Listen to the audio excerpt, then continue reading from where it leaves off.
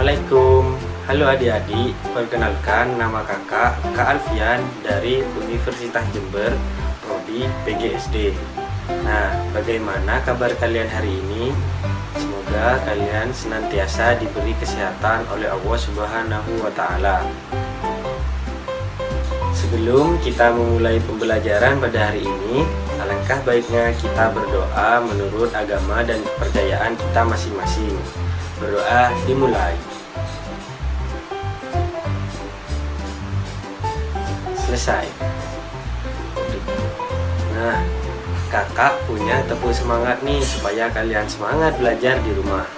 Coba tirukan kakak ya. Ini tepuk semangat. Semangat. Semangat. Nah, kita coba sekali lagi. Tepuk semangat. Semangat. Semangat. Nah, bisa kalian coba di rumah ya. Hari ini kita akan belajar tema 1, pertumbuhan dan perkembangan makhluk hidup, subtema 4, pertumbuhan dan perkembangan tumbuhan, pembelajaran yang keempat. Tujuan pembelajaran pada hari ini, yang pertama, setelah mengamati, siswa dapat mengidentifikasi ide pokok dan informasi yang disajikan tentang pertumbuhan dan perkembangan tumbuhan umbi dengan tepat. Yang kedua, setelah mengamati, siswa dapat menuliskan pokok-pokok informasi yang disajikan dari cerita tumbuhan umbi dengan tepat. Yang ketiga, setelah mengamati, siswa dapat menjelaskan makna bersatu dalam keberagaman di sekolah dengan benar. Yang keempat, setelah mengamati, siswa dapat menceritakan pengalaman berkaitan dengan manfaat bersatu dalam menjalankan satu kegiatan yang dilakukan di sekolah dengan benar. Yang kelima, setelah mengamati contoh, siswa dapat menjelaskan prosedur gerakan lari dan lompat dalam bentuk permainan lompat bambu dengan benar. Yang keenam, setelah mengamati contoh, siswa dapat mempraktikkan prosedur kombinasi gerakan lari dan lompat dalam bentuk permainan lompat bambu dengan percaya diri. Apakah adik-adik masih ingat tentang perkembangbiakan secara alami? Nah, perkembangbiakan alami dapat melalui biji atau tunas. Selain itu, dapat juga dengan umbi atau spora. Nah, pada pembelajaran hari ini, kita belajar mengenai perkembangbiakan tumbuhan dengan umbi.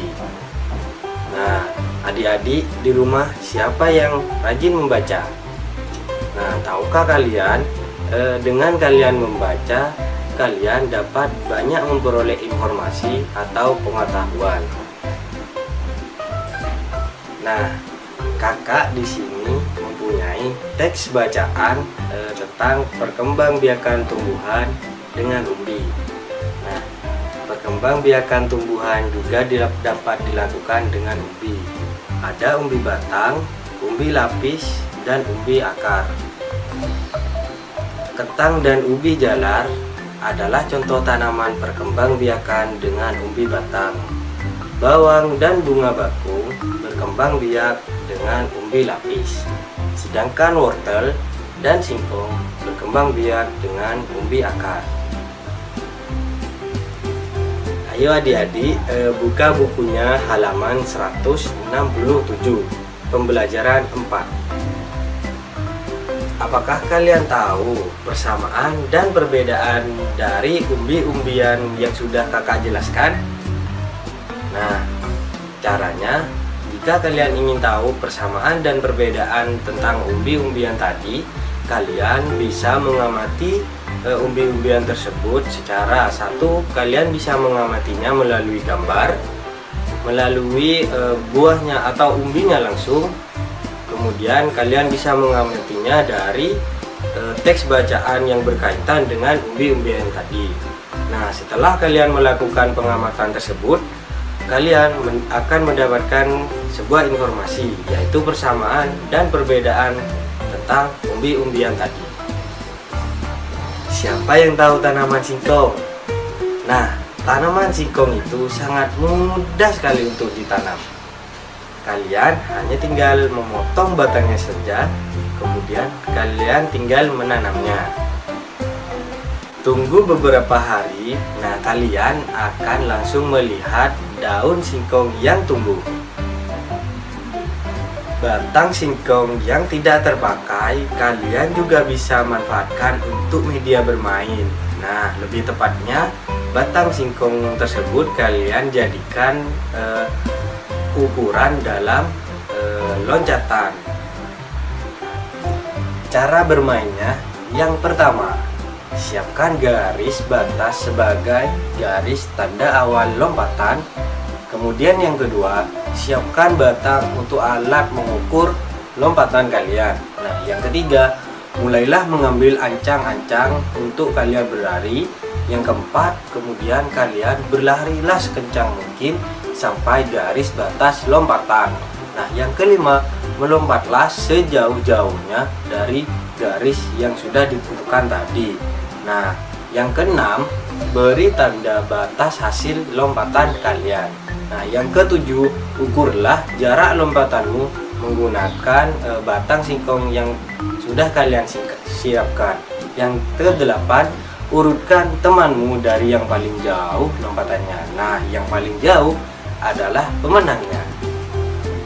Tanaman umbi-umbian juga kita manfaatkan sebagai makanan. Nah, umbi-umbian ini merupakan makanan khas Indonesia.